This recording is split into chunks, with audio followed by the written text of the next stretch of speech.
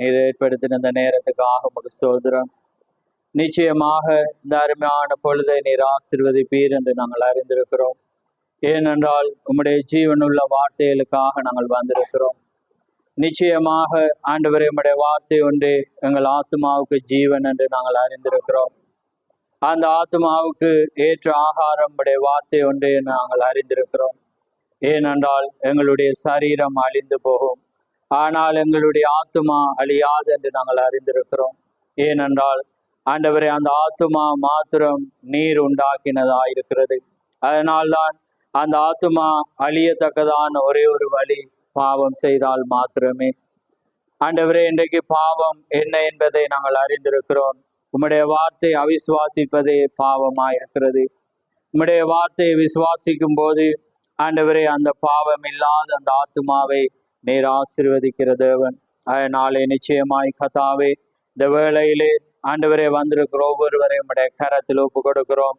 ஆசீர்வதியும். பலவீனங்கள் ஏற்படாத வண்ணம் இந்த நிமிஷம் மட்டும் எங்களை வழி நடத்தின கிருபைக்காக உமக்கு ஸ்தோத்திரம். வார்த்தையை கேட்கும் போதும் உம்முடைய ஆசீர்வாதம் எங்கள் மத்தியிலே இறங்கவும், ஆண்டவரே அந்த வார்த்தை எங்களுடைய இருதயத்தை ஊடுருவி பாயவும், ஆண்டவரே அது எங்களுடைய தேவை அல்லாத அந்த காரியங்களை அது அறுத்தெடுக்கத்தக்கதாக நீர் கிருபை செய்யும். அன்றைக்கு விருத்தேசனம் ஒரு கிறிஸ்தவனுக்கு ஒரு அடையாளமாயிருந்தது. ஏனென்றால் தேவையில்லாத அந்த பாகம் அங்கே அறுத்தெடுக்கப்பட்டது. இன்றைக்கு விருத்தேசனமானது ஆண்டவரே எங்களுடைய தேவையில்லாத ஒவ்வொரு காரியங்களையும் அகற்றுவதே இன்றைக்கு ஆவிக்குரிய விருத்தேசனமாயிருக்கிறபடினால் அது அகற்றப்பட வேண்டும் என்றால் பரிசுத்த ஆவியானவர் வரும்போது அது எல்லாமே அறுத்தெடுக்கப்படும் என்று அறிந்திருக்கிறோம். அப்படியானால் இன்றைக்கு பரிசுத்த ஆவியானவர் நீர் எப்படி எங்கள் மத்தியில் இருக்கிறீர் என்றால் வார்த்தையாக இருக்கிறீர். அந்த வார்த்தை அங்கே பிரசங்கிக்கப்படுகிறதோ அங்கே நான் வருவேன் என்று நீ சொல்லியிருக்கிறீர். பரிசுத்த ஆவியின் ஒரே ஒரு அடையாளம் அது பாவத்தை குறித்தும் நீதியை குறித்தும் நியாயத்தை குறித்தும் சகல சத்தியத்துக்குள்ளாக நடத்தும் என்று நாங்கள் அறிந்திருக்கிறோம். அது மாத்திரமல்ல, அவர் அதை கண்டித்து உணர்த்துவார் என்று நாங்கள் அறிந்திருக்கிறோம். அதனால் இந்த வேளை உம்முடைய கரத்தில் ஒப்பு கொடுக்கிறோம். அடியானை திரை மறைவிலே நீர் மறைத்து நீர் மகிமைப்பட்டு நீர் பேசும்படியாக உம்முடைய கரத்திலே அடியானை ஒப்பு கொடுக்கிறோம். கேட்கிற செவியலை உம்முடைய பாதத்திலே ஒப்பு கொடுக்கிறோம். ஆசீர்வதியும். யாவை உம்முடைய கரத்தில் ஒப்பு கொடுத்து இயேசு கிறிஸ்துவின் நாமத்தில் கேட்கிறோம். ஆமென், ஆமென்.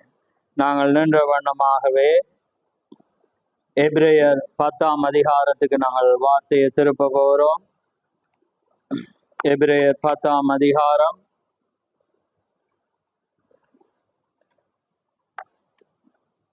அடுத்ததாக பிரசங்கி 11:1 நாங்கள் திருப்பி வைத்துக் கொள்ளுவோம். இப்பொழுது நாங்கள் எபிரேயர் 10ஆம் அதிகாரம்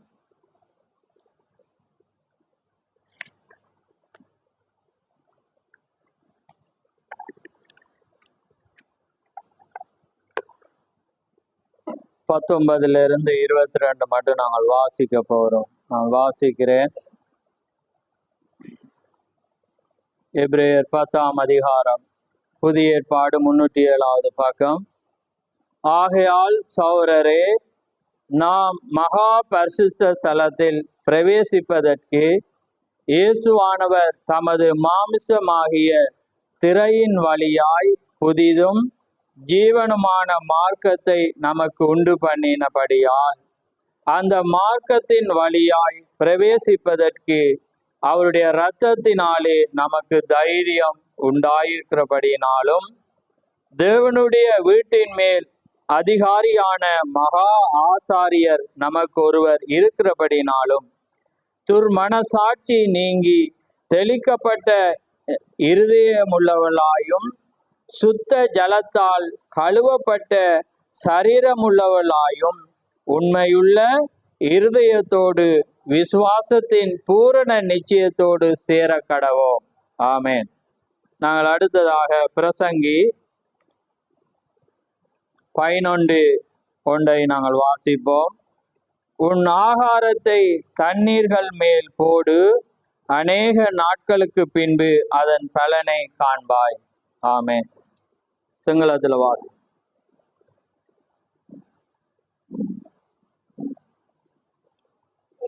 सहोदर,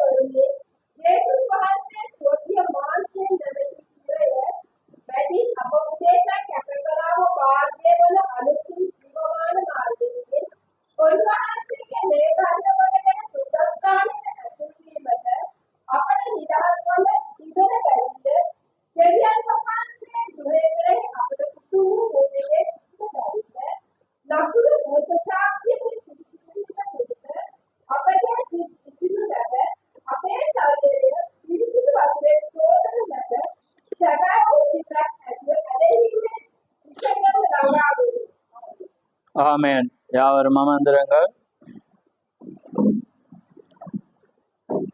கர்த்தருடைய பரிசுத்த நாம மகிமைப்படுவதாக. இந்த உபவாச நாளிலே ஒரு விசுவாசத்துக்குரிய தலையங்கத்தை நான் போட விரும்புகிறேன். விசுவாசத்தின் பூரண நிச்சயம். ஆமென். விசுவாசத்தின் பூரண நிச்சயம். இந்த எபிரேயர் 10ஆம் அதிகாரத்திலே அப்படிப்பட்ட ஒரு வார்த்தை வருகிறதை நாங்கள் பார்க்கிறோம். பாருங்கள், பாருங்க, நாங்கள் இருதயம் உள்ளவளாயும் சுத்த ஜலத்தால் கழுவப்பட்ட சரீரம் உள்ளவளாயும் உண்மையுள்ள இருதயத்தோடு விசுவாசத்தின் பூரண நிச்சயத்தோடும் சேர கடவோம். ஆமேன். அப்ப இந்த செய்திக்காக ஆதாரமாக இந்த வசனத்தை நான் எடுக்கிறேன். ஆனால் நான் கொண்டு வர்ற செய்தி, தீர்க்கதரிசியுடைய கொண்டு வர்ற செய்தியினுடைய அதே வார்த்தையும் அதுதான். ஆனா நான் இந்த தலையங்கத்தை மாத்திரம் நான் மாத்திருக்கிறேன். ஏன் ஜனங்கள் அலக்களிக்கப்படுகிறார்கள்?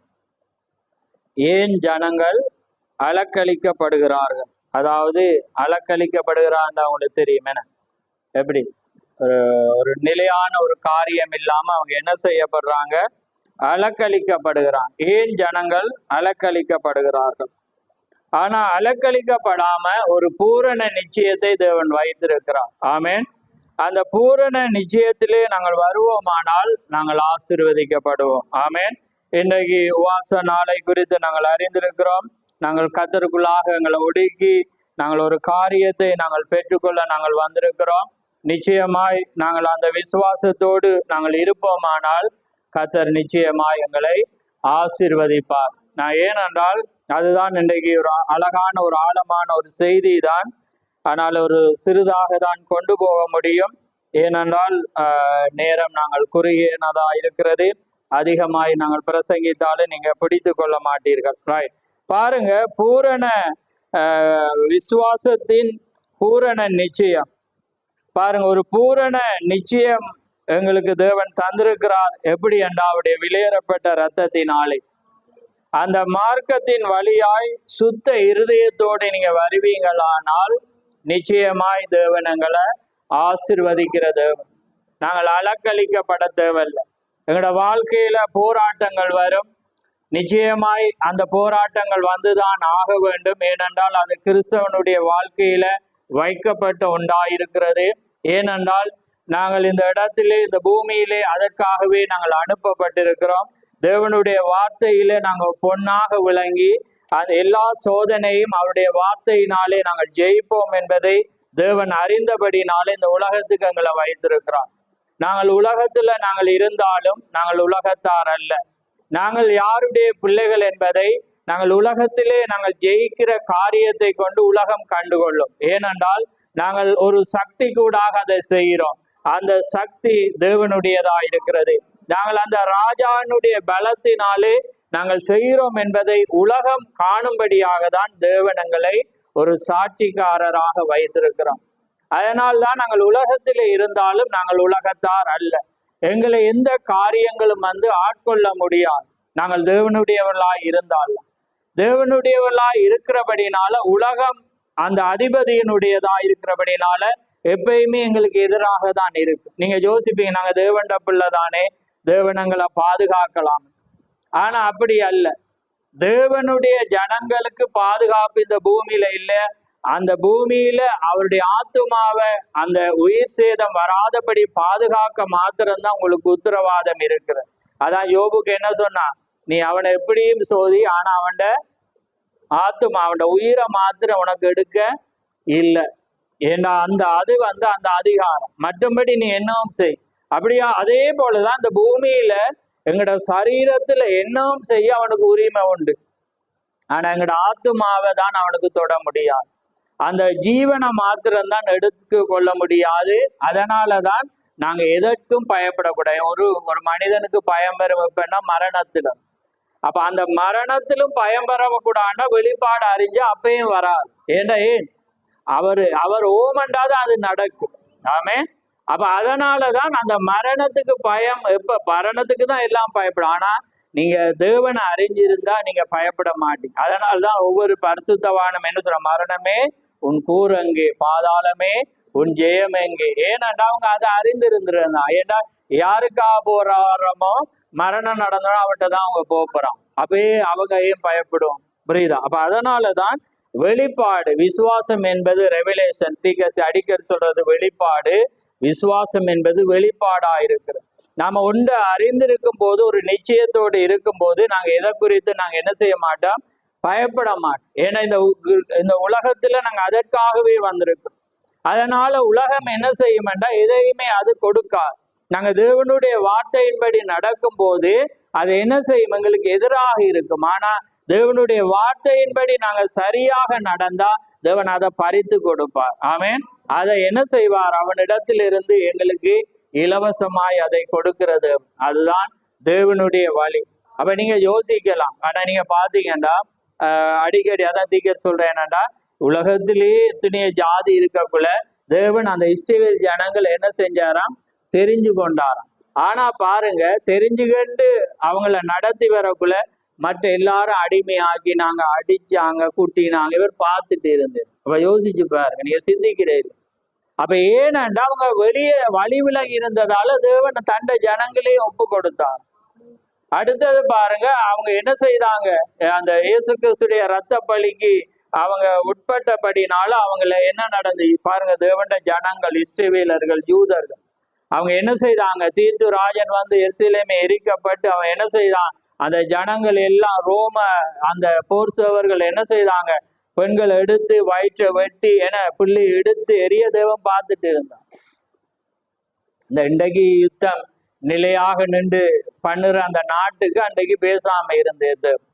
அப்ப நீங்க யோசிக்கிற, அப்ப ஆக்கள் நினைக்கிறேன்டா நாங்க சேர்ச்சுக்கு போறோம், என் டைமுக்கு நாங்க வில்லியம் மேரியம் பிரணாம் தீக்கரிசி கொடுத்துருக்கோம். அப்பயே எங்களுக்கு பிரச்சனை, எங்களுக்கு போராட்டங்களுக்கு அடி தேவையும் பார்த்துட்டு தான் அவர் இருப்பேன். நம்ம சரியான வழி வர மட்டும் அவர் பார்த்துட்டு தான் இருப்பேன்.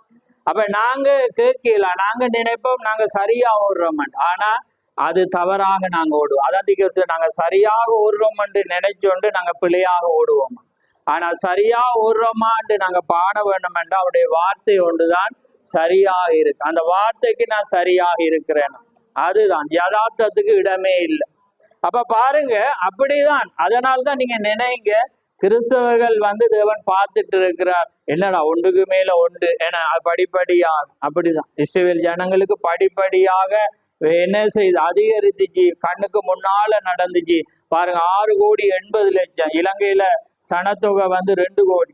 ஆனா 6,80,00,000 என்ற இலங்கையே காப்பங்கு இலங்கை முழுவதும் அழிஞ்சதுக்கு காப்பங்கு தான் அழிஞ்சா. அப்ப 2-3 நாடு சேர்ந்த தொகை 6,80,00,000.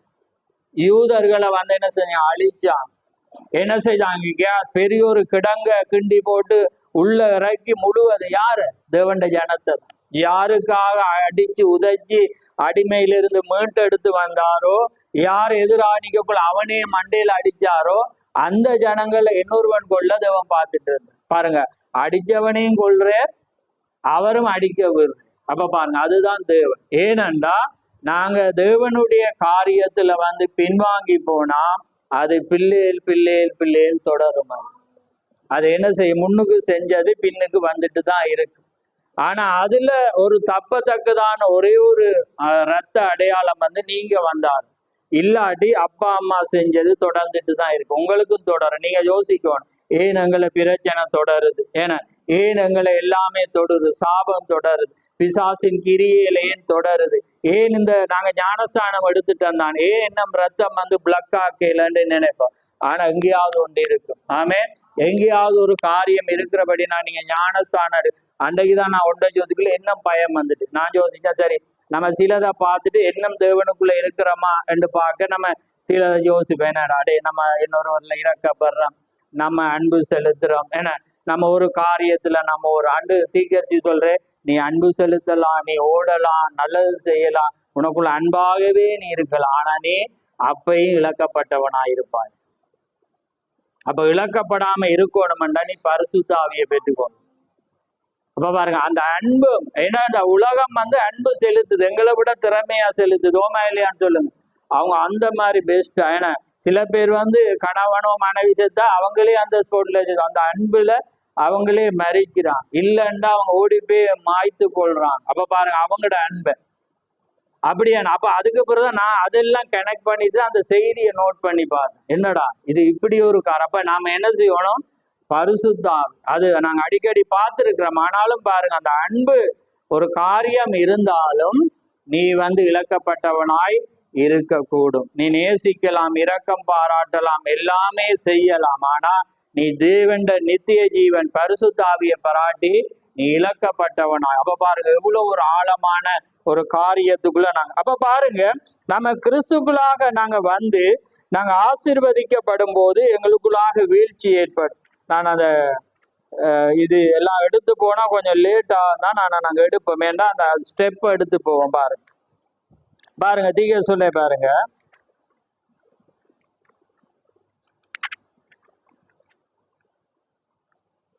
பாருங்க 14வது பந்தியில ஒரு மனிதன் கர்த்தர் சிறிதளவு ஆசீர்வதிக்கும் போது 3 முக்கியமான காரியங்கள், பணம், பெண், புகழ் என்பவை அவனை திரும்பவும் அவனுடைய பழைய நிலைமைக்கு கொண்டு விடுகின்றன என்பதை நான் கவனித்திருக்கிறேன். யாராம்?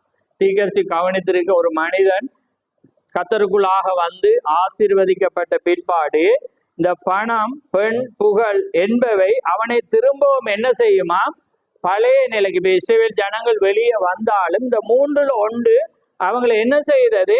பழைய நிலைக்கு கொண்டு போனது. பாருங்க, ஏன்னா அது நாங்க எப்படி பிசாசியல்ல பாக்குறோம். நாங்க சொல்றோம் பிசாசு எங்கிட்ட இல்லைன்றாலும் அவன் 3 காரியத்துல எங்கிட்ட என்ன செய்வான்? இருப்பான்.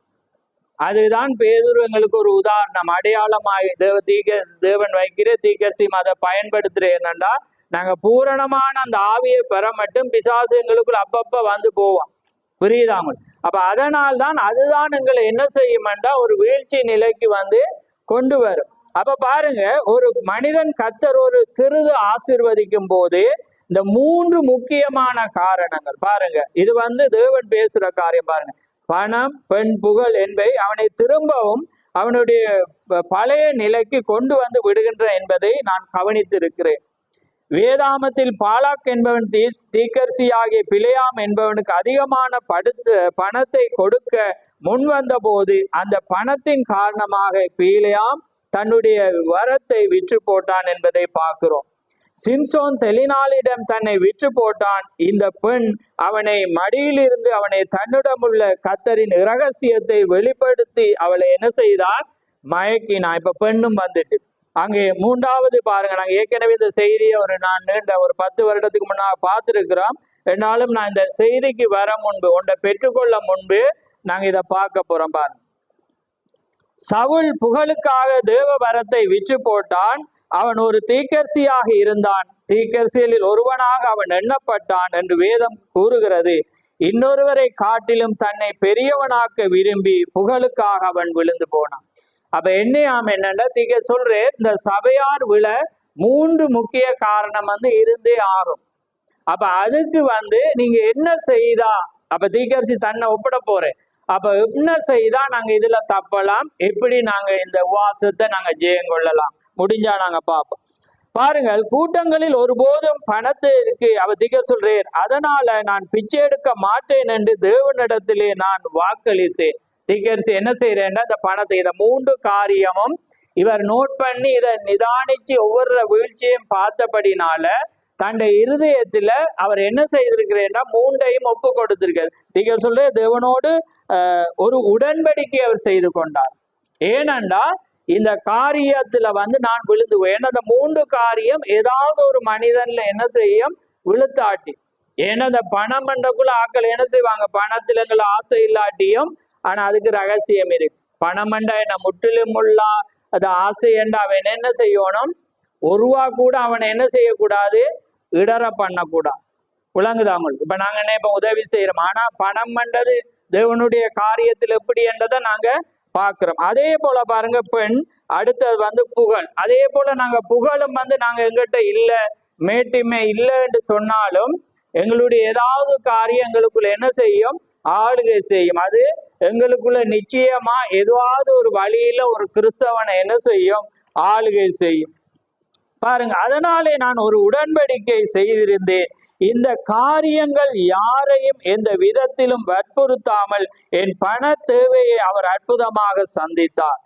பாருங்க, கர்த்தர் எங்க பாருங்க, ஜனங்கள் பணம் தரத்தக்கதாக சற்று அவர்கள் அங்கே நிர்பந்திக்கப்பட்டிருந்தாலும் தேவன் அந்த இடத்திலிருந்து என்னை பாதுகாத்தார். ஏனென்றா அவர் என்ன செய்யறாருன்னா, அந்த உடன்படிக்கையை அவர் செய்கிறார். கூட்டங்கள்ல ஒவ்வொருவரும் சொல்லுவாங்க, நீங்க என்ன செய்யுங்க, அந்த காரியத்துல என்ன ஒரு காணிக்கையை நாங்க எடுக்கிற மாதிரி எடுங்க, அதை உங்களுக்காக பயன்படு சொல்ற. இல்ல, நான் அதை செய்ய மாட்டேன். அதை தேவனாக ஜனங்களுடைய இருதயத்துல செய்தா அதை தேவன் சந்திக்கட்டும். ஏனென்றா இந்த 3 காரியம் என்ன செய்யும், அதை ஒரு மனிதனை வீழ்ச்சிக்கு கொண்டு போகும். அப்ப அதனாலதான் அந்த கர்த்தருடைய தூதனானவர் சிறு வயதிலிருந்து என்ன சொன்னேன், நீ என்ன செய், உலகத்தை நேசிக்க கூடாது, உலக காரியம், பெண்களுக்கு பின்னால சுற்றக்கூடாது, எல்லாமே இந்த 3ஐயும் கர்த்தருடைய தூதனானவர் என்ன செய்தார், அவருக்கு உரைத்து கொண்டிருந்தார். அதனால அவர் என்ன செய்யறார், வேதத்துல அதை ஒப்பிட்டு பார்க்கிறேன்.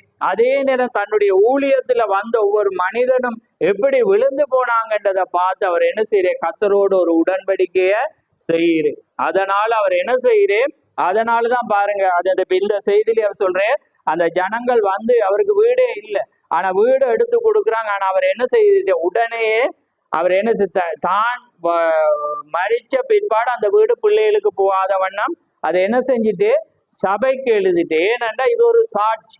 ஏனென்றா அந்த பணம் எந்த காரியத்திலும் அவர் என்ன செய்யக்கூடாது, தடை செய்யக்கூடாது. ஏன்னா உலக ஆசை, ஒரு ரூபா கூட ஒரு காரியம் தன்னுடையதல்ல. அதே நேரம் அவர் என்ன செய்ய, தனக்கான ஆகார வருமானத்தை தவிர மிச்சம் இல்லை எங்க அனுப்பினேன், நாங்க வாசிச்சு எங்க அனுப்பினேன், செஞ்சிலுவை சங்கத்துக்கும் ஊழியத்துக்கு தான் அனுப்பி. ஒரு ரூபா கூட அவர் என்ன செய்யல, கத்தர்ற அங்கே அவர் தன்னுடைய பிள்ளைகளுக்காக அவர் என்ன செய்யல, ஒரு ரூபா கூட அவர் போடையல. அப்ப பாருங்க, ஏனென்றா அந்த ஒரு ரூபாவோ 1,00,000மோ அங்க போட்டிருந்தா என்ன நடக்கும், ஒரு ஆத்துமா கேட்கக்குள்ள கஷ்டத்துல இருக்கக்குள்ள நாங்க அதுல கொடுக்காம இருந்துட்டு என்னட்ட பண ஆசை இல்லைன்னு சொல்லிடலாமான்னு சொல்லுங்க. வேதம் என்ன சொல்லுது, பண ஆசை எல்லா தீமைக்கும் வேறாயிருக்கு. அப்ப இந்த இடத்துல ஒரு காரியம் இருக்கக்குள்ள ஒருவன் நிர்பந்தத்திற்குள்ள என்னட்ட இல்லைன்னு நீங்க சொல்லிடலாமான்னு சொல்லுங்க, அவங்ககிட்ட இருக்கிற. ஏன்னா கர்த்தருடையவன் என்னவா இருக்கிறான், இதுல இருந்து நீங்களாக்கப்பட்டவன். இது ஆழமான, நீங்க இந்த செய்தி எடுத்தா பாருங்க, முதல் ஸ்டெப்ல இருந்து அப்படியே பதிஞ்சு பாருங்க, எல்லாமே ரெட் பேனால மார்க் தான். ஆனா நான் இந்த செய்தி நேற்று தான் உள்ளுக்குள்ள பேஜுக்குள்ள போய் பார்த்தேன்னா இது தமிழ்ல வரையல. அப்ப நான் உடனே இதை கண்ட உடனே நேற்று ஈவினிங் தான் போய் நான் வெளியில இதை டைப் பண்ணிட்டு வந்தேன்னா எனக்கு டைப் பண்ணிட்டு வர மட்டும் இந்த செய்தி தெரியாது என்னன்னு உள்ள. ஆனா நான் அந்த தலையங்க எனக்கு ஒரு கவர்ச்சியா இருந்துச்சு, ஏன் ஜனங்கள் அலக்களிக்கப்படுகிறார். அப்ப அதை பார்த்துட்டு தான் நான் என்ன சொல்றேன், ஒரு மதியம் போல ஒரு 12 மணி போல இந்த செய்தியை நான் போட்டோ காப்பி வெளியில எடுத்தேன். ஏன்னாண்டா அந்த தலையங்கம் எனக்கு ஒரு கவர்ச்சியா இருந்துச்சு. அப்ப அது எங்களுடைய ஆத்துமாவுக்கு இன்னும் பலம். ஏன்னாண்டா தேவன் ஒரு ஆத்துமாவுக்காக பேசுறது. ஏண்டா நீங்க நினைக்க வேணாம், உலகத்துல இன்னைக்கு கோடான கோடி ஜனம், எத்தனை கோடின்னு எனக்கு தெரியும், நான் மேக்சிமம் 110 ஏன்னா அப்படியா, அதை விட கூட தெரியும், ஏன்னா அப்படியே நினைக்கிறேன் 120 கோடி இருக்கலாம், ஏன்னா அப்படியா அதை தாண்டி இருக்கலாம், ஏன்னா ரைட். அப்ப அப்படி இருக்கலாம். ஆனா நீங்க நினைக்க வேணாம், இந்த காரியத்துல உத்தமமா இருக்க போறது சொற்ப ஜனம். ஏண்டா இந்த நான் இப்ப பேச போற காரியத்தை, நாங்க பேசி வார காரியத்தை பாத்தீங்கன்னா எங்களுடைய ஆவிக்குரிய காரியத்துக்கு நாங்க இங்கேயோ தூர நிக்கிற மாதிரி. ஏண்டா அது அவ்வளோ ஒரு ஆழமானது, தேவண்ட ராஜ்யமானது அவ்வளோ ஒரு நெருக்கமானது. ஆனா அவர் உதவி செய்ய அவர் வல்லவராயிருக்க. நீங்க நினைச்சா போயிடலாம், ஆண்டவரே என்னால நான் அர்ப்பணிக்கிறேன், நீர் என்ன வழி நடத்துமெண்டா கொண்டு போவேன். ஆனா நாங்க போக நினைச்சோம்டா நானும் போயில நீங்களும் போயிடும். ஆனா நாங்க எங்களோட வாழ்க்கையை அர்ப்பணிச்சு அவரால் கொண்டு போகணும். அப்ப அதனாலதான் இன்றைக்கு உதவி செய்யற காலம் பரிசுத்த ஆவியின் காலம். அதனாலதான் இயேசுக்கு முன்னால மரிச்சவங்களுக்கு நிறைய சான்ஸ் இருந்துச்சு, சவுலுக்கு சான்ஸ் இருந்துச்சு. ஆனா நாங்க தீர்க்கதரிசி வராட்டி நாங்களும் புள்ளையா விளங்கி இருப்போம். ஏனென்றா அவன் எங்க போயிட்டானு, பாதாளத்துக்கு. ஆனா அவர் சொன்ன ஒரு வேர்டு தான் எங்களை என்ன செய்ய, ஒரு வசனம் தான் இருக்கு. ஆனா அதை தீர்க்கதரிசியை வெளியே கொண்டுறக்குள்ளதான் இப்ப ஸ்தாபனத்திட்ட கேட்டாலும் அவங்க நினைப்பாங்க சவுல் இழக்கப்பட்டு போனான். ஆனா எங்களுக்கு தான் தெரியும் அவன் இழக்கப்பட்டு போயெல்லாம் பரதே. ஏனண்டா சாமுவேல் ஒரு வசனம் சொல்றான், என்ன, நீ இன்று என்னோடு கூட பரதேசியில் இருப்ப. அப்ப சாமுவேல் இருக்கிற இடத்துல சவுலும் இருக்கிறான் பாருங்க. அப்ப சாமுவேல் பாதாளம் என்றா சவுலும் பாதாளம், சாமுவேல் பரதேசி என்றா சவுலும் பரதேசியா இருக்கு. ஆமே. அப்ப பாருங்க, ஏன் ரெண்டாவது தீக்க சொல்றேன், அன்றைக்கு உதவி செய்ய பரிசுத்த ஆவியில், ஆனா இன்றைக்கு அவர் இருக்கிற, அதனாலதான் உங்களுக்கு நியாய தீர்ப்பு கூட, உங்களுக்கு அதனாலதான் உங்களுக்கு தண்டனை வந்து கூட, அதனாலதான் உங்களுக்கு போராட்டங்களும் அதிகமான கூடும். ஏனென்றா இன்றைக்கு வந்து எங்களுக்கு வந்து இன்றைக்கு என்ன போராட்டம், சரீர பிரகாரமான போராட்டம், சிந்தையில போராட்டம். ஏண்டா இன்றைக்கு வானமலத்தின் பொல்லாத சேனைகளோடு எங்களுக்கு என்ன இருக்கு, போராட்டம் இருக்கு. இன்றைக்கு அவங்கள விட எங்களுக்கு தான் கூட, ஆனா சரீர பிரகாரமா பார்த்தா அவங்களுக்கு கூட. ஏன்னா அவங்கள வெட்டுண்டாங்க, அடிப்பட்டாங்க, ஏன்னா கல்லால் எரித்தாங்க, தண்டனை வந்து அதிகமாயிருந்து. ஆனா அது இல்லை. ஆனா இன்றைக்கு வந்து எங்களுக்கு வந்து சிந்தையில போராட்டம், அந்த சிந்தை எங்களை மறிக்க வைக்குது. என்ன செய்யறோம், அந்த உலக காரியங்களை என்ன செய்யுது, நெருங்க விடாத வண்ணம் எங்களை காது. ரைட். அப்ப பாருங்க, அதனால நாங்க என்ன செய்யணும்டா, தீக்கர்ச்சி அந்த காரியத்தில் இருந்து தன்னை முழுவதுமா ஒப்பு கொடுக்கிறேன்டா, இந்த 3 இருந்தா நாங்க ராஜ்யத்துக்கு போய். அதனாலதான் வேதம் பாருங்க, சாதாரண பொருளாசை காரணம் என்ன செய்யலாதான், பரலோக ராஜ்யத்துக்கு பிரியணும். வீணரும் எங்க போயிடலாதான், பரலோக ராஜ்யத்துக்கு போயிடலாம். பாருங்க, வீணரண்டா யோசிச்சு பாரு, ஏன்னாண்டா ஏன்னா அது அநியாயமா வேஸ்ட் பண்றவங்க, ஏன்னா அநியாயமான காரியங்களை வந்து சொத்துக்களை அழிக்கிறவங்களும் வந்து என்ன செய்யலாது, பரலோக ராஜ்யத்துக்கு என்ன செய்யலாது, போகலாம். பாருங்க, வீணர் போகலாம், பொய்யர் போகலாம், யார் போகலாம், அடுத்து உதாசீனரும் போகலாம். ஒருவர் சொல்ல உதாசீனமா கடந்து போறாங்களே, அந்த உதாசீனரும் என்ன செய்யலாது, பரலோக ராஜ்யத்துல போகலாம். அப்ப பாருங்க எவ்வளவு ஒரு ஆழமான காரியத்துக்குள்ள நாங்க. அப்ப இதெல்லாம் அவர் அறிந்தபடினாலதான் அவர் என்ன செய்யற, ஒன்றுல கூட நான் ஆசைப்படக்கூடாது. அவர் என்ன செய்யறேன்டா, வர்ற சாப்பாட்டுக்கு வருதா மிச்சது அப்படியே அவர் என்ன செய்யவே, தூக்கி அங்க போட்டுரு. ஏனண்டா அது இருந்தா அது என்ன செய்யும், எங்களை ஆசைக்குள்ளாக வழி நடத்தும். அதை நான் அன்றைக்கு பிள்ளைகளை பார்த்தீங்கன்னா அவங்க அதை கடந்துட்டாங்க. ஆனா பாருங்க, அந்த மனிதன், ஏன்னா எங்களுக்கு இந்த பூமியில ஒருவர் சாட்சி தேவை, இந்த குடும்பத்துல ஒருவர் சாட்சி தேவை, இந்த சமூகத்துக்கு அப்ப ஒருவர். அப்ப அதனால பாருங்க, இங்க உலகத்துல எத்தனை பேர் இருந்தாலும் நீ நினைக்க மாட்டான், இந்த செய்தி வந்து யாருமே ஏற்றுக்கொள்ள மாட்டான். ஆனா அவரால் முன்குறிக்கப்பட்டவங்க அதை நிச்சயமா என்ன செய்யப்படுவாங்க, அவங்க மாத்திரமே ஏற்றுக்கொள்ளுவாங்க. அப்ப அதனால இதை நோட் பண்ணி கொள்ளுங்க.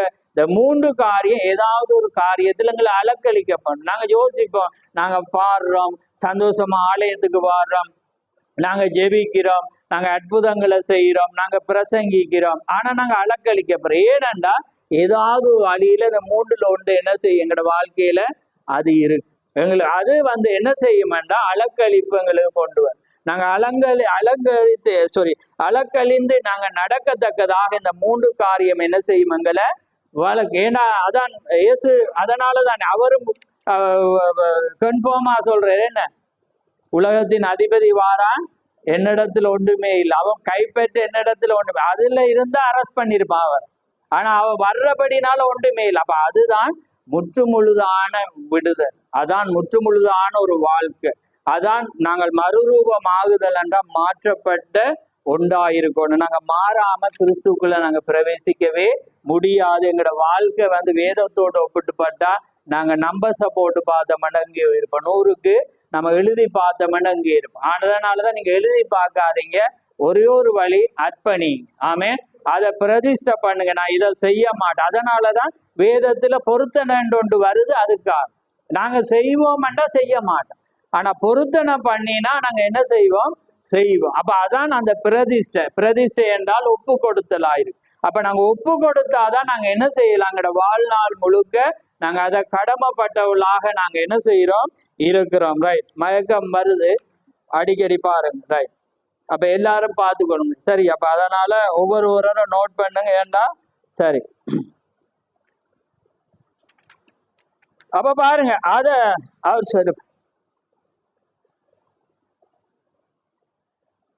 அப்ப தீர்க்கதரிசிட்ட அந்த பிள்ளைகள் என்ன செய்யறாங்கன்னா, இவர் ஒரு காரியத்தை செய்ய அந்த பிள்ளை மகன் வந்து சொல்றான், நீர் வந்து தவறானதை செய்கிறீர். அப்ப தீர்க்கதரிசி 27வது பந்தில சொல்றார், அதற்கு நான் இல்லை, நான் சரியானதே செய்கிறேன். ஏனெனில் நான் அவரிடம் எதை வாக்கு கொடுத்தேனோ அதை காப்பாற்றுகிறேன் என்று கூறினேன். காரியம் எப்படியா இருந்தாலும் சரி, ஒரு மனிதன் தன்னுடைய வார்த்தையை காப்பாற்றவில்லை என்றால் அவனை நம்ப முடியாது.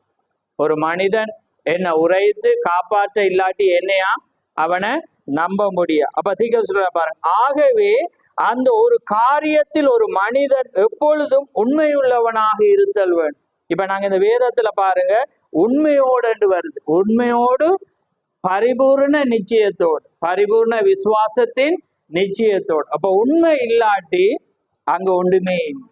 அப்ப பாருங்க, அதனாலதான் தீர்க்க சொல்றேன், பிசாசு நீ எவ்வளவு சத்தமிட்டு பிரசங்கிக்கிறாய், எவ்வளவு நீ துள்ளி குதிக்கிறாய் என்பதை அவன் பார்க்கல. உன்னிடத்துல உண்மை இருந்தா அவன் பயப்படுவான். அவனுக்கு தேவை உண்மை மட்டும்தான். நீ சொன்னதுல உறுதியா இருப்பேன்னா அவனுக்கு பயம் வரும், அவன் கிட்டே நெருங்க மாட்டான். புரியுதா அவங்களுக்கு? அதுக்கு மட்டும்தான் அவனுக்கு பயம். அவன் சொன்ன வார்த்தையை நாம எப்பயாவது வார்த்தையை காத்து கொண்டா அதுக்கு மட்டும்தான் அவன் பயப்படுவான். மற்ற எதுக்குமே அவன் பயப்படும். நாங்க அப்படி கத்தி எலும்பி குத்தி எல்லாரும் வளைச்சாடினா அவன் பார்த்து எங்களை சிரிக்கும். அந்த பார்த்துருக்கீங்க, அது எங்களை பார்த்து சிரிக்கும். என்னண்டா அப்படியாண்டுட்டு அதுக்கு தெரியும் என்ன என்னையுமே அனுப்பவே இயலான். ஏன்டா அவனுக்கு தெரியும் நம்ம விளையாட்டு காட்டுறோம். அப்ப அவனுக்கு தெரியும் கேட்ட ஒன்றுமே உண்மை இல்லை. அப்ப பாருங்க, ரைட். அப்ப பாருங்க, ஆகவே அந்த ஒரு காரியத்தில் ஒரு மனிதன் எப்பொழுதும் உண்மையுள்ளவனாக இருத்தல் வேண்டும். எத்தனை லட்சம் தடவைனாலும் நீ காரியங்களை பேசு. நீ எத்தனை லட்சக்கணக்கான காரியங்களை நீ என்ன செய், பேசு. ஆனால் அதை குறித்து உண்மையுள்ளவனாய் இருத்தல் மிக அவசியமானது. அதனாலதான் ஒரு கிறிஸ்துக்குள்ள ஒருவன் வந்தோடனே அவனோட பேச்சு குறைஞ்சிது. ஏன்னா 1,00,000 பேச்சு பேசினா 1,00,000த்தையும் காத்துக்கொள்ளும்.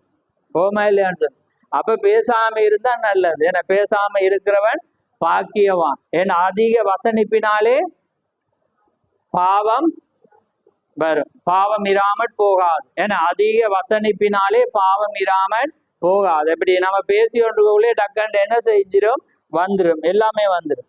அப்ப பாருங்க, ஆனால் அதை குறித்து உண்மையுள்ளவனாக இருத்தல் அவசியமானது.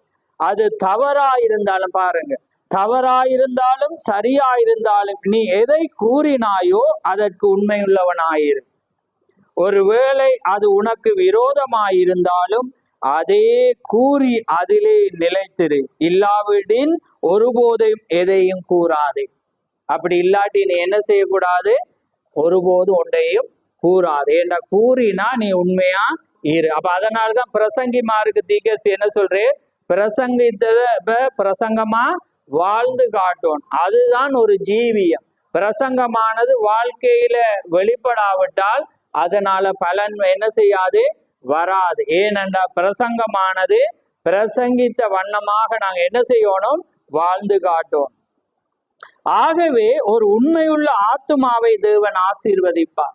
என்னையா, உண்மையுள்ள ஆத்துமாவை தான் கர்த்தர் ஆசீர்வதிக்கிறார் என்று சங்கீதம் சொல்லுது. ஏண்டா அந்த ஆத்துமாவை மட்டும்தான் அவர் ஆசீர்வதிக்கிற. அந்த ஆத்துமா தான் அளக்கடியா. ஏனென்றா அது ஆசீர்வாதமா இருக்கு. அது யாரோட இருக்குது, கர்த்தரோட இருக்கிறது. அப்ப கர்த்தரோட இருக்கிறபடினால அது எப்பயுமே என்ன செய்யும், புஷ்டியா தான் இருக்கும். ரைட். என்று நான் பாருங்க, தேவனாக என்று நான் உணர்ந்தேன். மேலும் நான் அவருடைய திவ்ய வார்த்தையினாலும் அழைப்பினாலும் வியாதியை வெற்றி கொள்ள ஜனங்களுக்காக ஜெபிக்க நிற்கிற ஸ்தானத்தை வகிக்கிறபடினால் நான் அக்காரியத்தை செய்ய உண்மையுள்ளவனாக இருத்தல் அவசியம். தீர்க்கதரிசி தன்னை சொல்றேன். ஏனண்டா ஜனங்கள் ஜெபிக்க வருவாங்க, ஏன்னா அவங்க வியாதிக்காக. அப்ப இவர் உண்மையா இல்லாட்டி அது கிடைக்குமா? அப்ப அதனாலதான் ஒரு பிரசங்கியானவன் என்ன செய்யணும், உண்மையுள்ளவனா இருக்கணும். அந்த வார்த்தையை பேசினா அதை காப்பாற்றுகிறவனா இருக்கு. பிழையா இருந்தாலும் அதை அவன் காப்பாடு. ஏன்னா அவன் வாய் தவறி சொல்லிட்டான். அப்ப வார்த்தையை சொன்னபடினால அவன் என்ன செய்யணும், அதை காப்பாற்ற வேண்டும். ரைட். அதனாலதான் நாங்க எப்பயுமே நிதானத்தோடு வார்த்தையை நாங்க விடுவோம். ஏனெனில் அவ்விதம் செய்வாயோ அல்லது செய்ய மாட்டாயோ என்பதை பிசாசு அறிவான். யார் அறிவான்? இது தேவன் மறந்தாலும் அவன் பார்த்துட்டு இருப்பான். ஏனென்றா அவன் அதை நீ செய்வாயோ செய்ய மாட்டான் அறிவான். நீ எவ்வளவு சத்தமிட்டு அலறினாலும் பாவனை காரியத்தை செய்தாலும் எனக்கு கவலை இல்லை. அவன் அதை குறித்து எவ்வித கவனமும் செலுத்துவதில்லை. அது உண்மை. ஆனால் நீ உண்மை உள்ளவனாய் இருந்தால் தேவன் அதை குறித்து கவனம் செலுத்துவான். அப்ப இவனும் என்ன செய்வான்? எங்களை குறித்து அவன் என்ன செய்வான்? பயப்படுகிறவனாயிருப்பான். அப்ப அதனால பாருங்க, உன் ஆகாரத்தை தண்ணீர் மேல் போடு, அநேக நாட்களுக்கு பின் அதன் பலனை காண்பாய். சரியான விதையை விதை, அப்பொழுது நீ சரியான பலனை அறுவடை செய்வாய். நீ தவறான விதையை விதைப்பாயானால் தவறானதை அறுப்பாய். கிழக்கிற்கும் மேற்குக்கும் ஒரே சமயத்தில் செல்ல முடியாது. ஏதாவது ஒரு வழியில் தான் நீ செல்ல முடியும். இந்த காலை நேரத்தில் ஒன்று நீ தேவனை நோக்கி பார்க்க கூடும், அல்லது வேறு வழியாய் செல்லக்கூடும். நீ தவறாக சென்று கொண்டிருக்கும் சில நேரங்களில் நீ சரியாக செல்வதாக யோசித்து கொள்வாய். இப்ப சில நேரத்துல நாங்க தவறாக போற நேரத்துல நாம என்ன செய்வோம்? சரியாக போறோம் என்று நாம நினைத்து கொள்வோம். ஆனால் ஒரே சமயத்தில் நீ வலது பக்கமும் இடது பக்கமும் செல்ல முடியாது. நீ இடது பக்கத்தை நோக்கி செல்வாயானால் அந்த பக்கமே அதற்கேற்றுடைய பலனை வருவாய். அல்லது நீ வலது பக்கத்தை நோக்கி செல்வாயானால் அத்திசையில் நீ சென்று அதனுடைய பலனை அனுபவிப்பாய். அப்ப பாருங்க, ரெண்டு நேரத்திலே நாங்க என்ன செய்யலாது? ரெண்டு பக்கமும் ஓடி. அப்ப ஒரே வழியில நாங்க ஓடணும்டா அது அவருடைய வார்த்தையின் வழியில மட்டும்தான் எங்களுக்கு ஒரு ஆசீர்வாதம். மற்ற எந்த காரியத்திலும் என்ன செய்யாது? எங்களுக்கு வராது. ஏனென்றா உண்மையுள்ள விசுவாசத்தின் பூரண நிச்சயம். பாருங்க, உண்மையுள்ள விசுவாசத்தின் பூரண நிச்சயம். அப்ப அந்த நிச்சயம் இருந்தா எதுவுமே சம்பவிக்கும். தேவன் எதையுமே அவர் செய்வார். அதான் திகழ் சொல்ற, ஆபிரகாம் 100 வயதிலும் தேவனை மகிமைப்படுத்தினான். அப்ப ஏன் அதை சொல்றேன்டா, ஒரு வயதான ஒரு ஸ்திரீ அவர்கிட்ட சொஸ்தமடைய வர்றா. அவைக்கு கேன்சர் வந்து முழு சரீரத்தையுமே கொண்டுட்டு வைத்தியர் பிழைக்கவே இல்லான்னு சொல்லிட்டான். வயது இனி மருந்து மேத்தேலாம். அப்ப அதனால அவ என்ன செய்யறா? தீக்கசிட்ட வாரா. தீக்கசி பார்க்கிறேன், நிலைமை மோசமானது. ஆனா அவர் சொல்றேன், நான் என்னால ஒண்ணு செய்யல, ஆனா நான் உன்னை கொண்டு போய் ஒரு சமூகத்துக்குள்ள நான் வைக்க போறேன். அந்த சமூகத்துக்குள்ள நீ போனா நீ எப்படியா இருந்தாலும், எலும்பு மறைச்சிருந்தாலும் அது சொஸ்தமாகும். அப்ப அதே வண்ணமாக அவ அங்க கொண்டு போய் தேவனுக்குள்ளாக பிரசன்னத்துக்குள்ள வைக்கக்குள்ள அவையும் தீக்கசி உண்மையா விசுவாசிக்கிற வேளையில அடுத்த நாளே அது இல்லாம போகும். அப்ப அதுதான் தீக்க சொல்றேன். ஏனென்றா ஒரு வயது எங்களுடைய தேவனுடைய காரியத்துக்கு தடையே இல்லை. ஏன்டா பாருங்க, 100 வயதுல தேவன் ஆபிரகாம் தேவனை விசுவாசிச்சான். பாருங்க, அவன் 100 வயது அவன் என்ன செய்யல? வயதை பொருட்படுத்தில் அவன் என்ன செய்தான்? தேவனை விசுவாசித்தான். அந்த 100வது வயது தேவனை மகிமைப்படுத்தினான். 100வது வயதிலே தேவனுடைய ஆசீர்வாதத்தை அவன் பெற்றான். அப்ப பாருங்க, எதுவுமே அதான் பூரண விசுவாசத்தின் நிச்சயம். அப்ப பாருங்க, இந்த விசுவாசத்தின் பூரண நிச்சயம் இருந்தா எப்படிப்பட்ட காரியமா இருந்தாலும் நீங்க கிடைக்கும். ஆனா நீங்க எங்க இருக்கணும்? அவருடைய பிரசன்னத்துக்குள், அதாவது மகா பரிசுத்த ஸ்தலத்துக்குள். நீங்க வெளியே இருந்தா திக்க சொல்றேன்னா வெளிப்பிரகாரம் மகா பரிசுத்த ஸ்தலம். வெளிப்பிரகாரத்துல யார் இருக்கலாம்? அந்நியன் இருக்கலாம். வெளிப்பிரகாரத்துல நிக்கிறவனுக்கு ஓப்பன். அப்ப ஓப்பன்ல இருக்கக்குள்ள பாத்தீங்கன்னா அவன் ஒரு வெளிச்சத்துல இருக்கிறான். அதான் நீதிமானாக்குதல். என்ன வெளிச்சம்? இரவில வந்து நட்சத்திரத்தின் வெளிச்சம், பகல்ல வந்து சூரிய வெளிச்சம், அதே நேரத்துல இரவில நிலாவினுடைய வெளிச்சம் அவனுக்கு இருக்குது. அதுல அவன் ஆசீர்வதிக்கப்படுறான். சரியா? அதுலயும் அவனுக்கு கிடைக்குது. ஆனா அவன் அலக்களிக்கப்படுறான். ஏன்? வெளியில அவனுக்கு நிச்சயம் இல்லை. அவன் என்ன செய்யறான்? பரிசுத்த ஸ்தலத்துக்குள்ள வாரான். பரிசுத்த ஸ்தலத்துக்குள்ள வரக்குள்ள வெண்கல பலிபீடம் இருக்கிறது. பலிபீடத்துக்கு பக்கத்துல பாத்தீங்கன்னா குத்து விளக்கு இருக்கிறது. குத்து விளக்கத்தின் வெளிச்சத்துல அவன் ஒரு ஆசீர்வாதத்தை பெறான். அப்ப அதுல அவன் சொல்லுவானா, ஆண்டவரே நான் இன்னென்ன டீக்கனா இருக்கிறேன், இன்னென்ன நான் ஒரு ஸ்தானத்துல ஒரு ஊழியங்களை வகுக்கிறேன், அதனால நான் உண்மை உள்ளவனா இருக்கிறேன் என்று அவன் அதுல இருக்கிறவன் சொல்லுவான். விளங்குதா? அவன் அந்த வெளிச்சம் என்றபடினால அந்த வெளிச்சத்துல உதவியை அவன் கேட்கும். ஆனா மகாபரிசுத்துல வர்றவனுக்கு வெளிச்சம் தேவை. விளங்குது. அவனுக்குள்ள வந்து எந்த வெளிச்சம் இருக்கிறது? செகினா வெளிச்சம். அங்க வெளிச்சம் எந்த லைட்டும் இல்லை, ஆனா தேவனுடைய செகினா மகிமை இருக்கு. அங்க வந்தவன் அவன் காஞ்சவன் பழுத்து என்ன செய்யறான்? அவன் புஷ்டி ஆயிடும். உலர்ந்த எலும்ப உள்ள கொண்டு போறாங்க, அது ஜீவனை பெறுது. உலர்ந்த அந்த வாதுமை அந்த செடியை கொண்டு செடி என்ன ஒரு கொப்பை கொண்டு போறாங்க, அது என்ன செய்யறது? பூ பூத்து என்ன செய்யுது? காய் காய்த்து அது பழங்களை கனிகளை என்ன செஞ்சிச்சு? கொடுத்தது. அதுக்குள்ள மண்ணாக கொண்டு போறாங்க, அது என்ன செய்யறது? அந்த தேன் அந்த இனிப்பு அது இழக்காத வண்ணம் எத்தனை வருடமானாலும் அது இருக்கு. ஏனென்றா அது மகா பரிசுத்தத்துக்கு அது வந்து அலக்களிக்கப்படுது. அப்ப பாருங்க, வெளியிலேயும் என்னத்தை பெறாங்க? தேவண்ட வெளிச்சத்தை பெறாங்க, அதால வாழ்றாங்க. ஆனா அவங்களுக்குள்ள அலக்களிப்பு இருக்கு. மகா பரிசுத்தத்துல வாரவனும் தேவண்ட உதவியை பெறுவான். நான் ஒரு பொறுப்புல இருக்கிறேன் ஆண்டவரே, அந்த பொறுப்புல இருக்கிறபடினால நான் தவறு விடாம நீர் என்ன செய்யும்? என்ன பாதுகாத்துக்கொள்ள, என்ன எனக்கு ஒரு வேலத்தை நான் அதை வாசிக்க நேரம் இல்லை. அவர் சொல்றாரு அப்படியே. நீங்க நேக்க வேணா நான் ஒரு இதுக்காக சொல்றேன், இல்ல அது வாசிக்கிறேன் வாசிக்க காட்டு. ஆனா எல்லாத்தையும் நீங்க யோசிக்க கூட பாருங்க. இந்த 3 வெளிச்சம் பாருங்க. முதல் வெளிச்சம், வெளிப்புறத்தில் நீதிமானாக்கப்பட்ட மனிதன் இரவு வரும்போது அங்கு மிக சிறிய வெளிச்சமான நட்சத்திரங்களில் வெளிச்சமே கிடைக்கிறது. ஒருவேளை சந்திரன் மங்களான வெளிச்சம் அது இருக்கலாம்.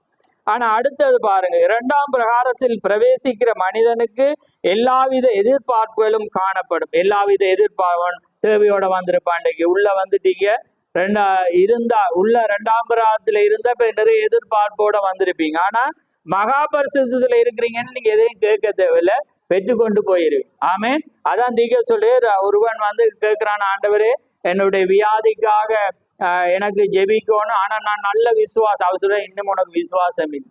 உனக்கு நல்ல விசுவாசம் இருந்தா நான் பிரசங்கிக்குள்ளேயே நீ பெற்றுருவாய். அப்ப அதையும் இதுலதான் சொல்றேன். ரைட்.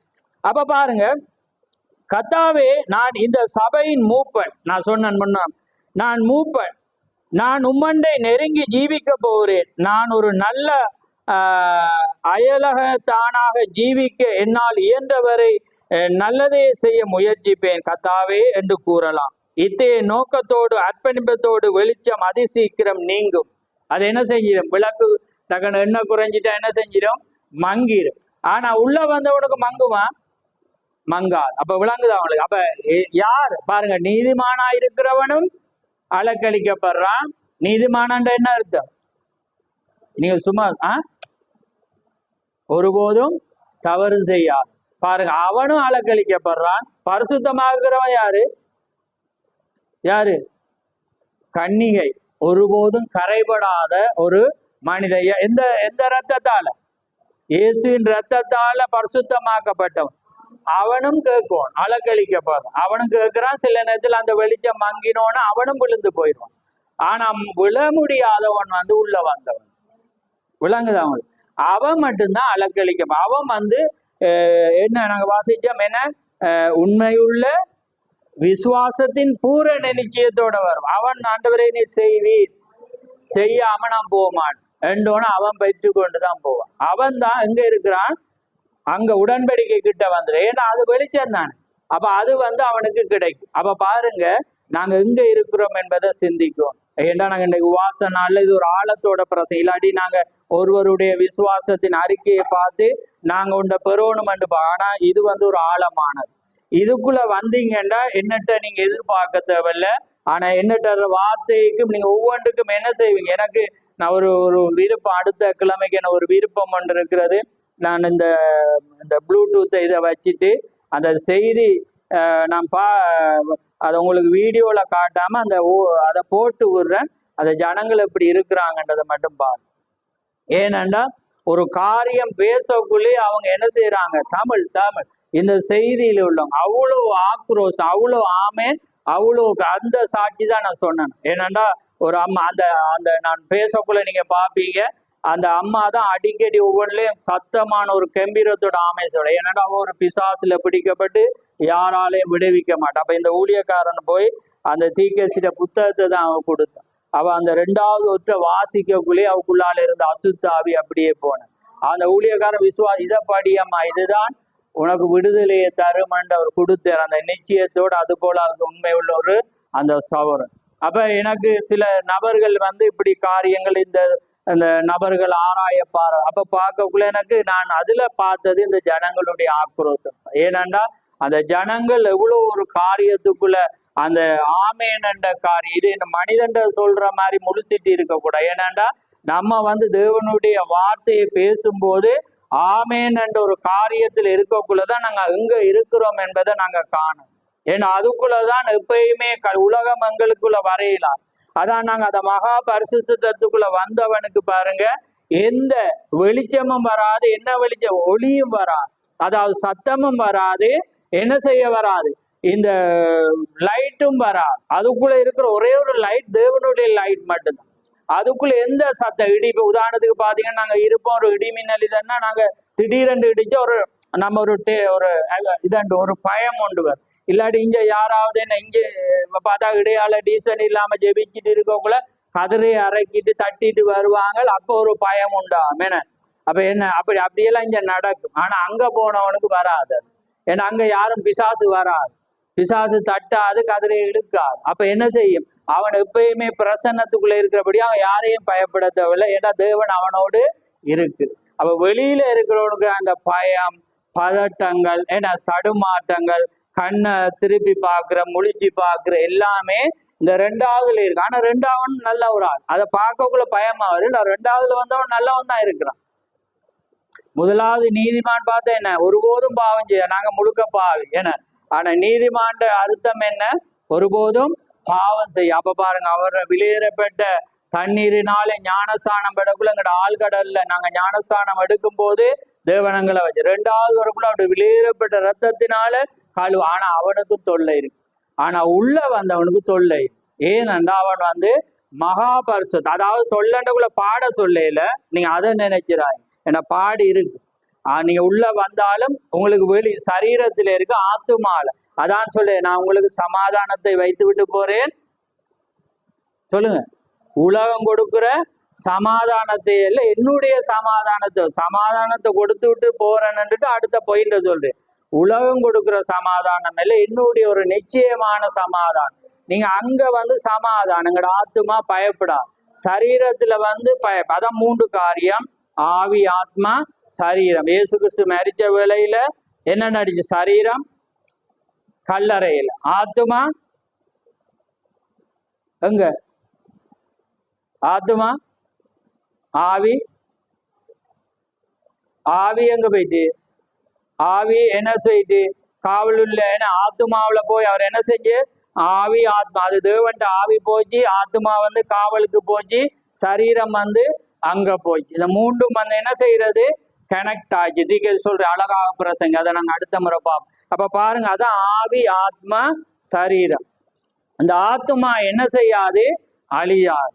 அப்ப இந்த ஆத்துமா நாங்க போற வேளையில தான் எங்களுக்கு என்ன, அந்த சரீரம் தியோபனி வர்ற வேளையில அதை எடுத்துக்கொண்டு என்ன செய்யப்படும், அது அப்ப பாருங்க, இதுதான் அந்த ரகசியம். ஆவி, ஆத்மா, சரீரம், இந்த 3ம் வேறு.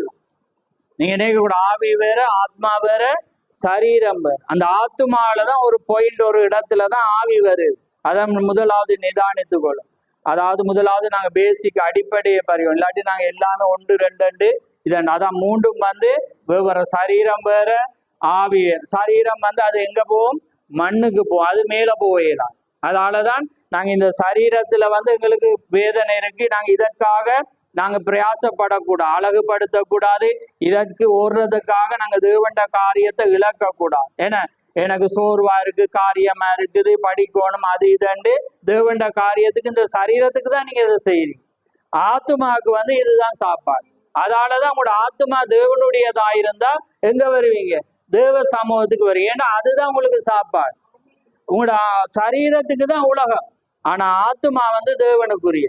ஆவி வந்து தேவன் தந்த இடத்துல அதை என்ன செய்யும், கடந்து போகும். பாவம் செய்யற வேளையில தான் அந்த ஆத்துமா, அதாவது அந்த அந்த அது அந்த ஆத்துமாக்குள்ள, அதாவது என்னன்னா அந்த பொடிக்குள்ளதான் அந்த ஆத்துமா வந்து அது ஜீவிக்க முடியும்.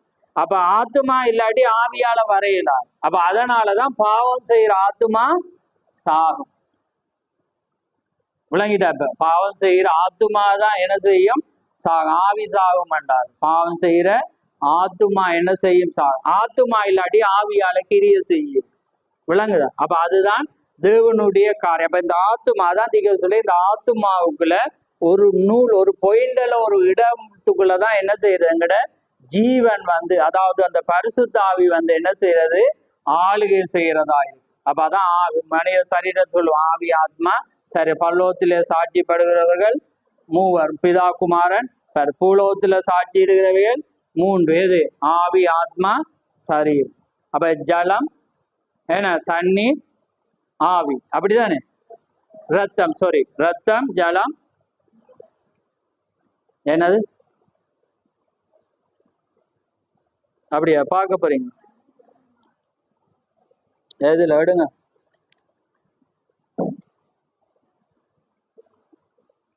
எதுல இருக்குது? யோவான்ல.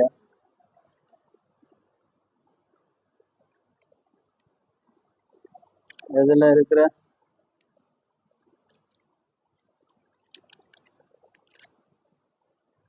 எடுத்த டக்கண்டு எடுங்க, சொல்லுங்க. யோவான்ல போல, 1 யோவான் போல.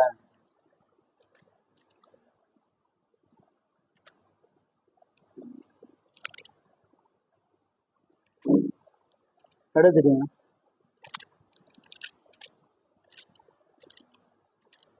பொருந்தியர்லே யோவான்ல. ரைட். 1 யோவான் 5.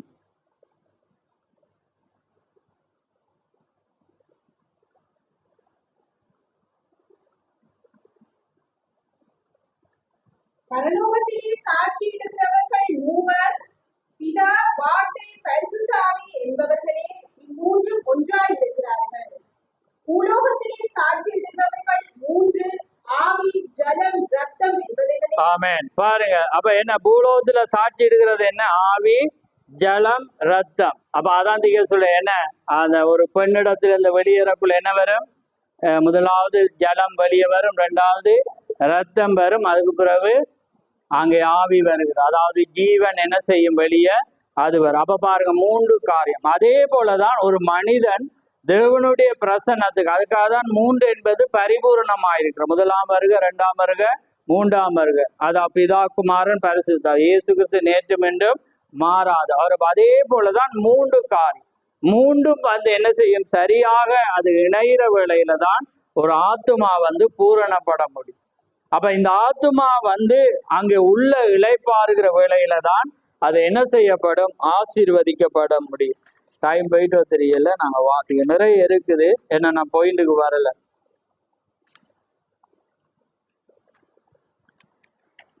பாருங்க, நீங்கள் விசுவாசிக்கும் போது நித்திய ஜீவனுக்கென்று விசுவாசிக்கிறீர்கள். ஏன்னா நான் நம்புகிறேன், கர்த்தராகிய இயேசுவை நீங்கள் ஏற்றுக்கொண்டு விசுவாசிக்கும் போது அது உங்களுக்குள்ளே நித்திய ஜீவனை அளிக்கிறது. ஆமேன். நீங்கள் பின்பு ஒரே ஆவியினால் கிறிஸ்துவின் சரீரமான அங்கே விசுவாசிக்குள்ளாக நீங்க என்ன செய்யறீங்க? விசுவாசித்து ஞானஸ்தானத்தை நீங்கள் பெற்றுக்கொள்ளுகிறீர்கள். அப்பொழுது நீங்கள் என்ன செய்கிறீர்கள்? ஆசீர்வதிக்கப்படுகிறீர்கள். அதான் பாருங்க, பல ஜாதியான ஜனங்கள் மன்னாவை புசித்தார்கள், அது வினோதத்தை கவனித்தீர்களா? அபிஷேகத்தினால் ஒரு செய்தி பிரசங்கிக்கப்படும் போது கர்த்தராகிய இயேசுவை ஏற்றுக்கொள்ளாத பாவியலான ஜனங்களும் தேவனுடைய அற்புதங்களின் அசைவையும் வியாதியையும் சொசமாக்கப்படுவதையும் உண்மையாய் கிரிய செய்யும். தேவ ஜனங்கள் பார்த்து தங்கள் இருதயத்திலே திறந்து இவை எல்லாத்திலும் அவங்க என்ன செய்யறாங்க? களி கூறுறாங்க. அப்ப பாருங்க, இஸ்ரவேல் எகிப்தை விட்டு வர்ற வேளையில தனி யூதர்கள் மாத்திரம் வரல. யார் வந்தாங்க? பல யாதியானர், எகிப்தியர் அல்லாத பல யாதியானவங்க என்ன செஞ்சாங்க? வந்தாங்க. ஆனா அவங்க வனாந்தரத்தில் என்ன செய்யப்பட்டாங்க? என்ன? அழிக்கப்பட்டாங்க. ஆனா தேவனுக்குள்ளாக பிரதிஷ்டை பண்ணப்பட்டு அவங்க வந்தவங்க மாத்திரம் என்ன செய்யறாங்க? உள்ள பிரவேசிக்கிறாங்க. அப்ப அதே போல என்ன நடக்கிறதுண்டா, தேவனுடைய காரியம் வெளிப்பிரகாரத்துல பாத்தீங்கன்னா அந்நியன் வரலாம் இஸ்ரேல்ல சட்டத்தின்படி. அப்ப அதை தான் நீங்க பாத்தீங்கன்னா அப்போஸ்தலர்ல பவுல் பிரஜாதிகளை ஆலயத்துக்குள்ள கொண்டோன்னு என்ன நடக்கிறது? யூதர்கள் வந்து எதிராக சொல்றாங்க. என்ன? இவங்க அந்நியரை வந்து ஆலயத்துக்குள்ள கொண்டு வந்துட்டாங்க. ஏண்டா அந்நியர்கள் வந்து ஆலயத்துல பிரகாரத்துக்குள்ள வரையலாம். அப்ப உள்ள வந்ததுக்காக தான் பவுலுக்கு எதிராக அவங்க என்ன செய்யறாங்க? முறுமுறுக்கிறான். ஆனா வெளியில வரலாம், உள்ள வர்றவன் என்ன செய்யறான்? பரிசுத்தமாக்கப்பட்டவன் வர்றான். ஆனா அதுக்கும் உள்ள வாரவன் என்ன செய்யறான்? தேவனால அந்த மகிமைக்குள்ள போனவன் மாத்திரம்தான் அங்க வரலாம். அதே போலதான் அன்றைக்கு ஜனங்கள் ஜீவிக்கத்தக்கதாக ஒரு மன்னா என்ன செய்யப்பட்டது? கொடுக்கப்பட்டது. அதுதான் அவங்களுக்கு ஜீவன பாதுகாப்பு. ஆனா அந்த மன்னாவை பெற்றவங்களுக்குள்ள என்ன வந்துச்சு? பசி உண்டாச்சு. அப்ப அவங்க அடுத்த நாள் என்ன செய்யறாங்க? வச்சிருக்கையில அதே காரியம் என்ன செய்யுது? இல்லாம போகுது. ஆனா அடுத்த உடன்படிக்கை பெட்டுக்குள்ள வர்ற மன்னா என்ன நடக்கிறது? அது எப்பயுமே மாறாது. அப்ப தீர்க்கதரிசி அந்த காரியத்தை அழகாக கொண்டு வர. ஏனென்றா அவங்க என்ன செஞ்சாங்க? அவங்க சாப்பிடுறாங்க, அதே மன்னாதான் வைக்கிறாங்க, ஆனா அது இல்லாம போகுது. அதே போலதான் நீதிமானாக்கள் 1ஆம் பிரகாரத்தில் இருக்க ஒரு மனிதன் என்ன செய்யறான்? ஆகாரத்தை வார்த்தையை சாப்பிடுறான், ஆனா அடுத்த நாள் வேறொரு மனிதனாக அவன் என்ன செய்யறானா? ஜீவிக்கிறான். அவன் அலக்களிக்கப்படுறான், பாவத்துக்குள்ளாக ஓடுறான், விழுந்து போகிறான், திரும்ப ஓடுறான். ஆனா இந்த மகா பரிசுத்தத்துல வர்ற மனிதனுக்கு அங்கே நிச்சயம், உண்மை உள்ள அந்த விசுவாசத்தின் பரிபூர்ண நிச்சயம் அவனுக்குள்ளாக இருக்கும். அவன் எதை கேட்டாலும் அவனுக்கு கிடைக்கும்.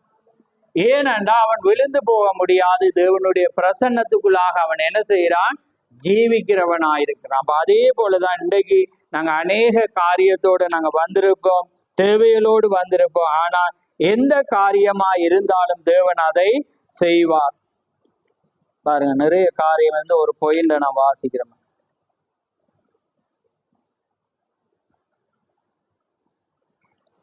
பாருங்க, அவர் உன்னுடைய சுபாவத்தோடு இருந்து உனக்குள் தம்முடைய சொந்த ஜீவனால் வாழ்ந்து தம்முடைய சொந்த சிந்தையை உன் மூலம் செய்கிறார்.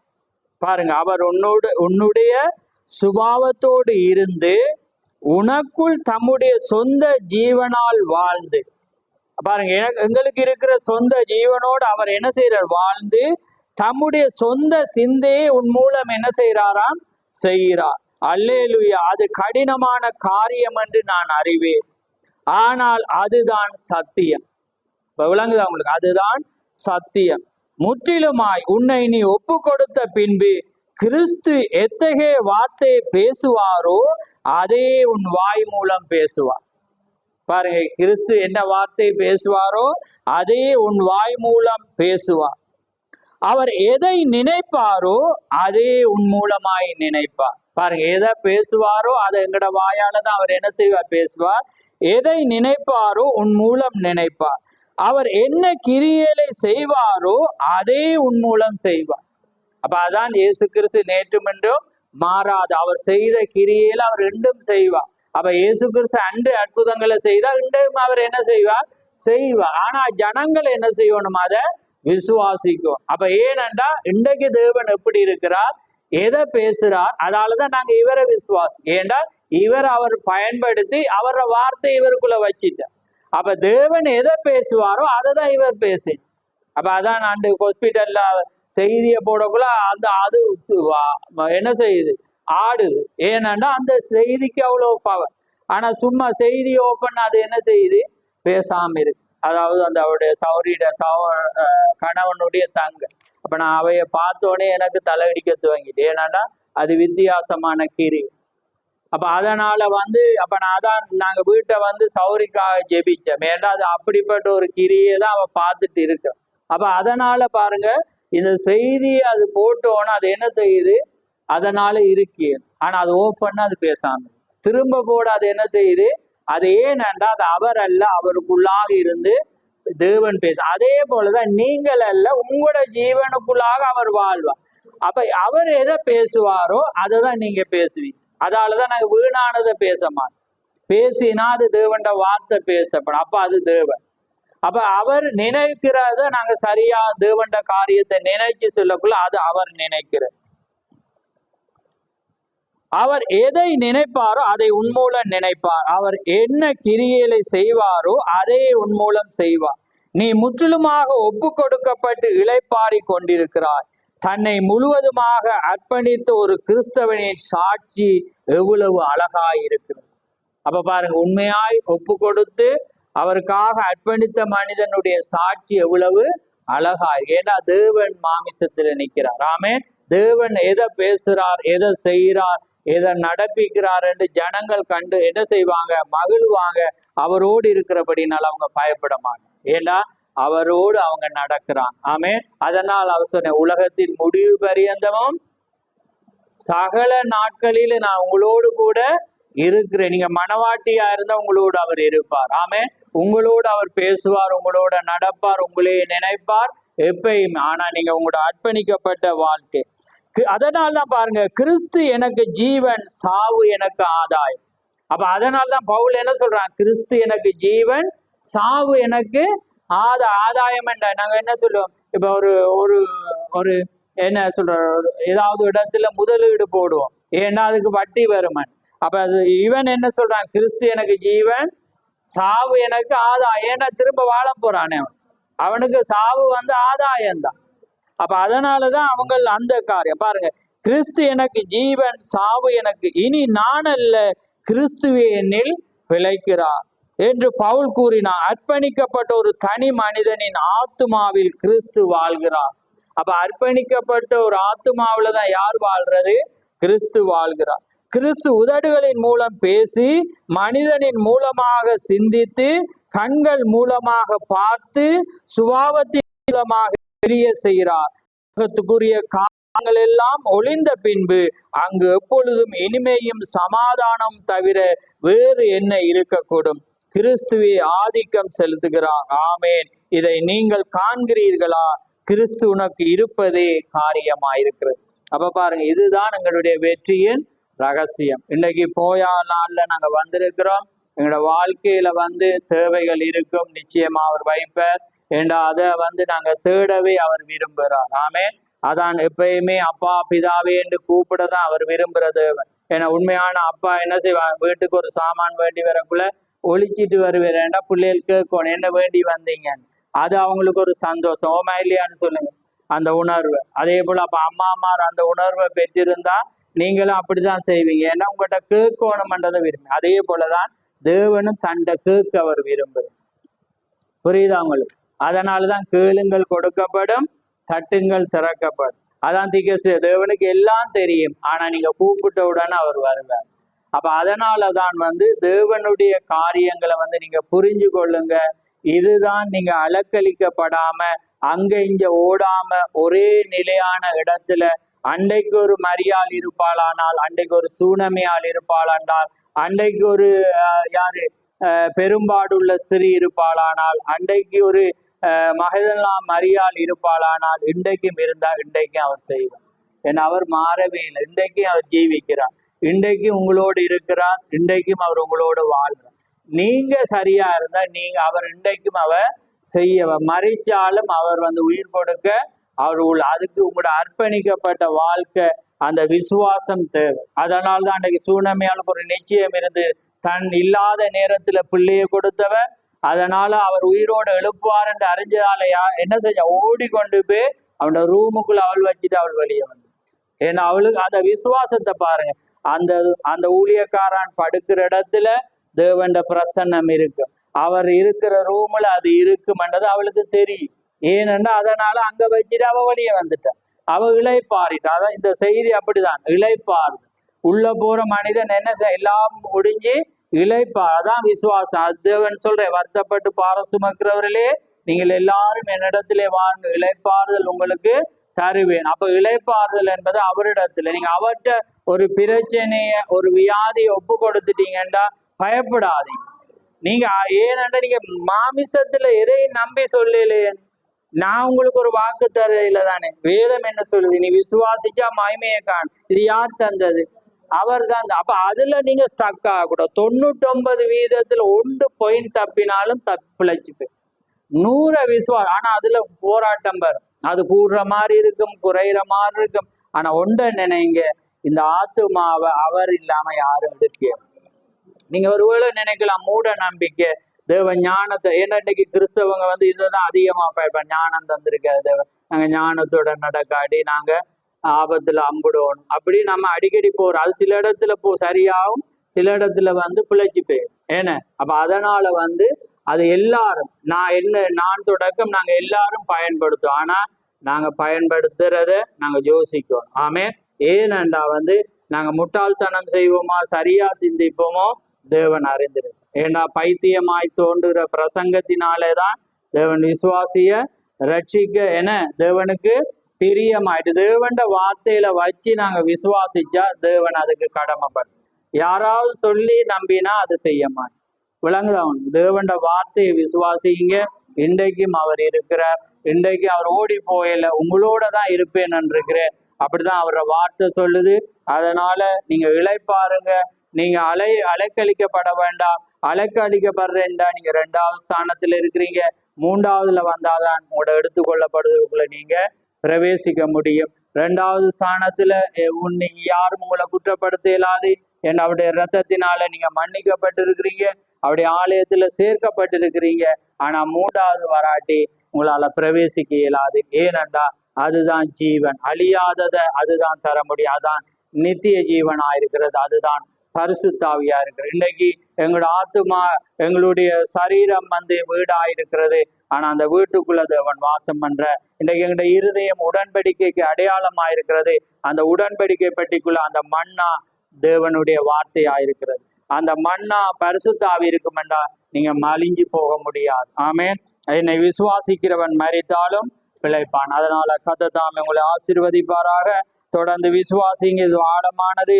நீங்க புரிஞ்சு கொண்டீங்களோ தெரியல. நான் இதை விட வாசிச்சா இன்னும் ஆழம். நீங்க இந்த புத்தகம் கிடைச்சா ஆங்கிலம் முடியுமானவர்கள் ஆங்கிலத்துல பாருங்க. அழகான ஏன் ஜனங்கள் அலக்களிக்கப்படுகிறார்கள்.